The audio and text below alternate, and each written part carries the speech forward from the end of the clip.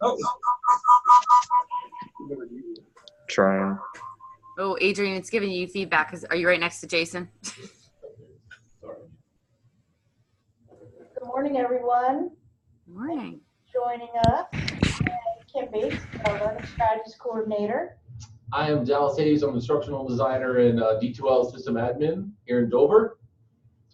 So thanks for joining us for our first Zoom coffee talk. We all have, hopefully, our coffee or tea or whatever you like on a Friday morning.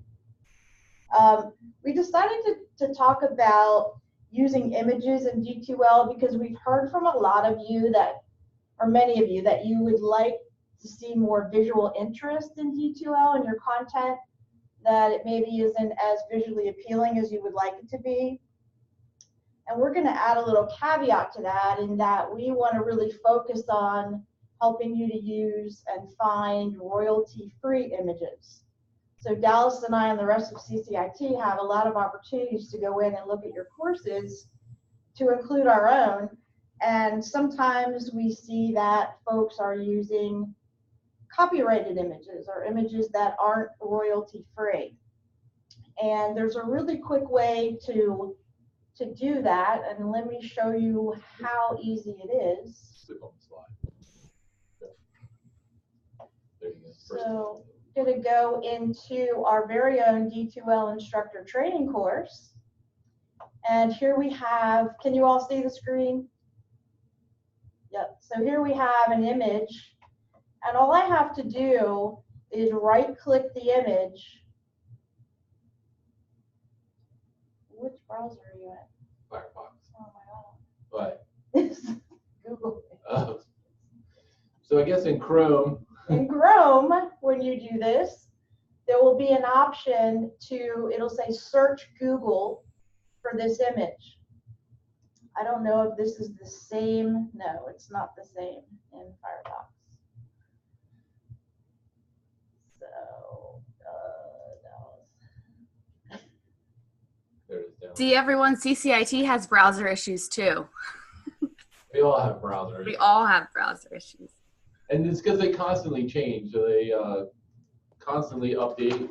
And it's not anything that we have any control over as far as Delaware Tech. So when the browsers update, they update. And then we put on, I think the third Thursdays, Delaware Tech pushes out updates to like systems. So then, that's for like Windows and stuff like that. So there you go.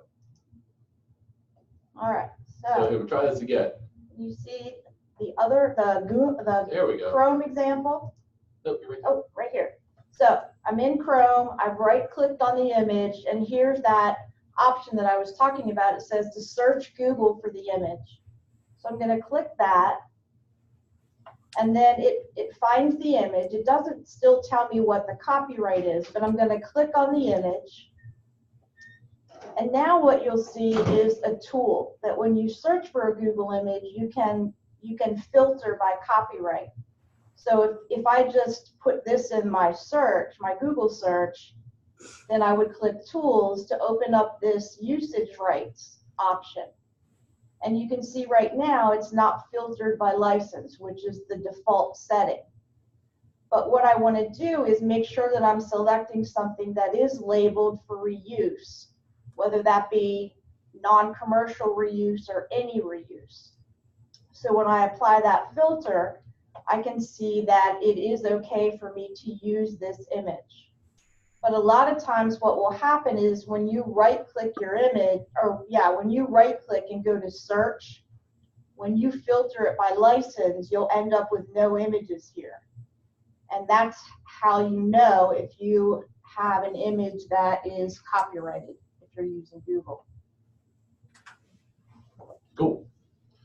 So how do you find images that aren't copyrighted is the next part of this. So let me take Kim's screen here and minimize this browser. And so we'll go back to, like, if we want this icon, for example, or we want just images. And so one of the things that we have on our Google Drive, and we can make this available to you guys. Oops, there it is. Are these stocks websites, right? And I have them opened up here, so we'll just be able to click through them. So when I started searching around to put this presentation together, these three kind of came to the top of all my searches. So they ended up being, kind of what everybody refers to as the best place to find free stock images. So,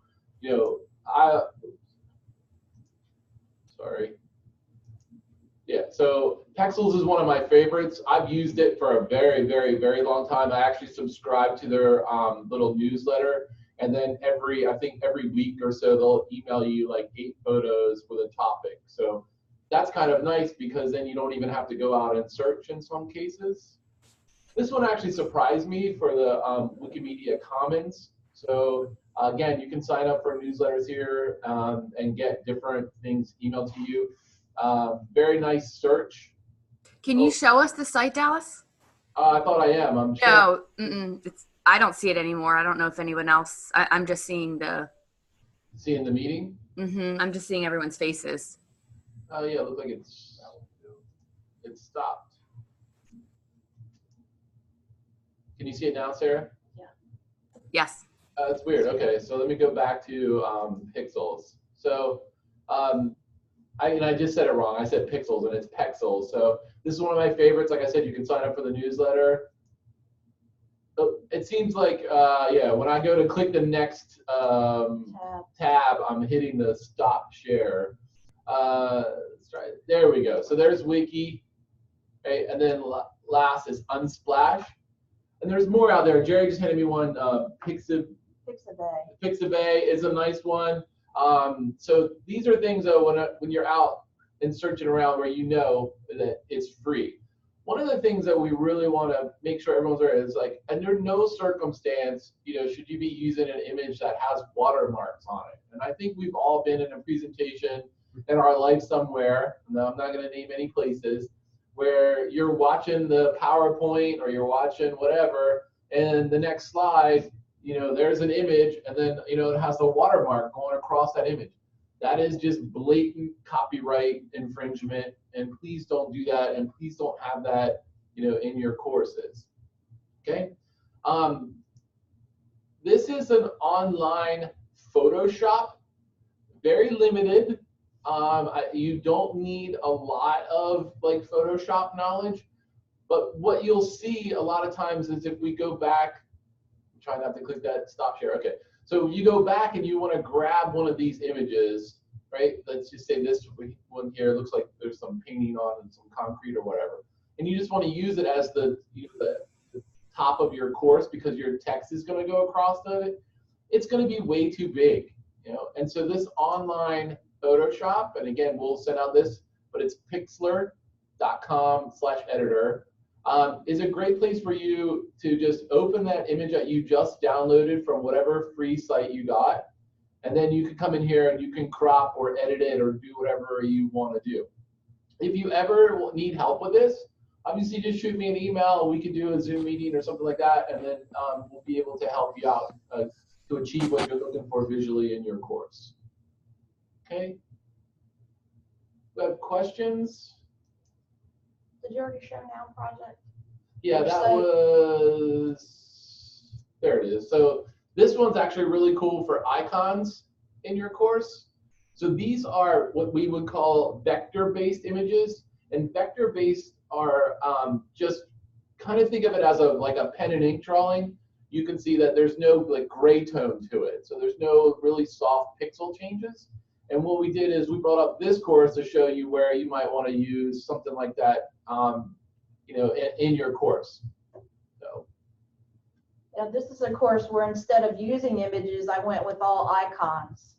So just to keep that theme similar, this is not a published course, it's one that we're still creating, but all of those came from Noun Project, which is it's a free site. All of these are free sites. Yeah, all of them are free. We're not trying to make you guys have to subscribe to $4.99 a month or any of that nonsense. So something to also keep in mind is when Kim talked about usage rights, I know I always bring this up to students. I'm like, how come Shakespeare's estate's not billionaires? And students are like, what? And I think they get a little baffled. They're like, wait, did Shakespeare have kids? Is the first thought that kind of rolls through their mind. And then second, they're like, yeah, wait, why is, like his family not millionaires? Well, at some point, copyrights expire, so that's why there's all these publishers that can publish all these different versions of Shakespeare's work. So at some point, there are things that go out into the Creative Commons area or the public domain. And once they're out in the public domain, then you don't have to worry about copyrights. But it's until then that it becomes a problem. So you've got this, like Banksy, for example. His work is it always seems to be in the news and quite the highlight. But you can't go and just grab a picture of his work and then use it in your course. There's certain artists that, especially graffiti artists, that have lots of lawsuits out to automotive companies who park their vehicles in front of their walls, take pictures of the vehicle, and then use it in an ad to sell a Lincoln Navigator, and then don't give any rights to the artwork that's on the wall in the background. So our courses are very similar. We have a course full of content, but yet we've used this imagery in the course. We still need to make sure that all of that is free for us to use. 12 minutes. What questions do you have? Okay, so how much of this is, remember I thought there was a part where if you are using it for education, then it was allowed. Is that still a thing or not? So in some cases, when Kim showed you that search, let me go back to her browser, and then see this label for non-commercial use. Okay. Fit into that because we're non-commercial. And to your point, what that doesn't mean, and it's a very gray area, it doesn't mean that we can use anything just because it's for educational purposes.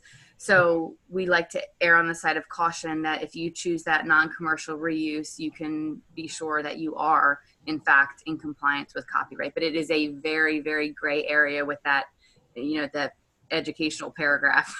Okay. And we recognize that this is something that is that probably needs to be addressed college-wide, and we're going to be rolling out some more training on this about copyright in general. But we just today wanted to show you how easy it is to filter those search results in Google for images, to filter them so that you're not violating, and to check the ones that you're already using to filter them to find something that is labeled for commercial reuse.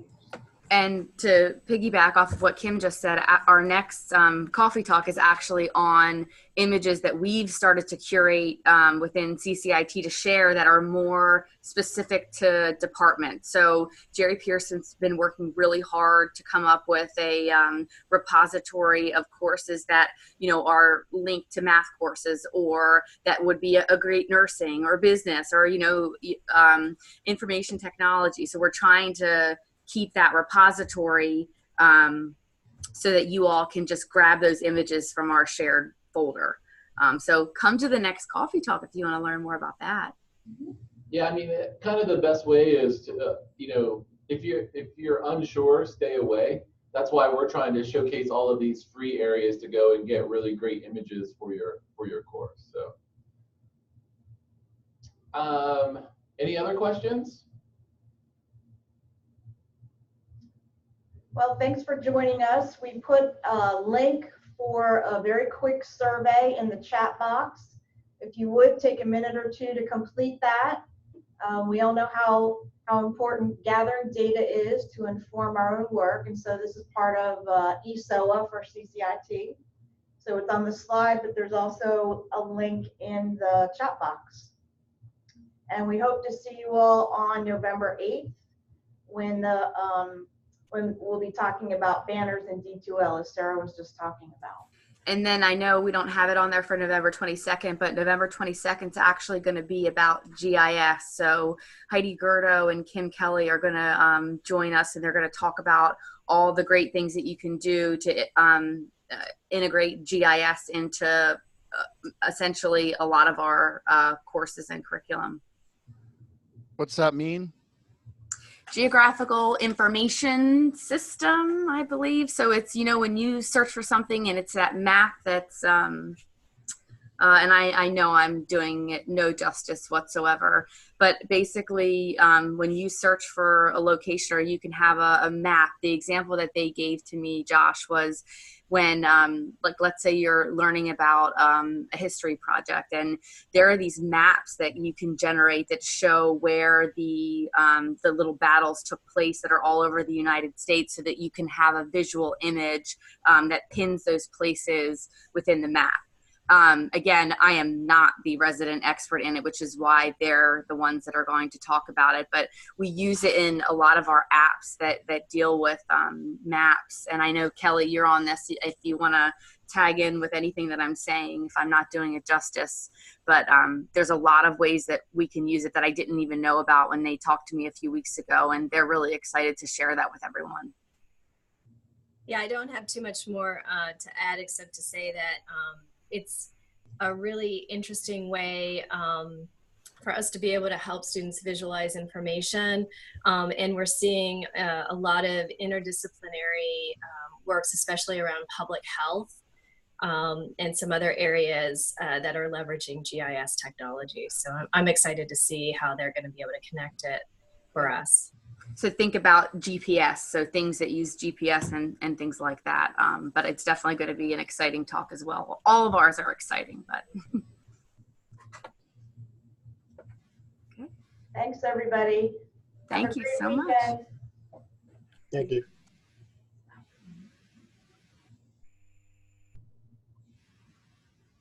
We're recording.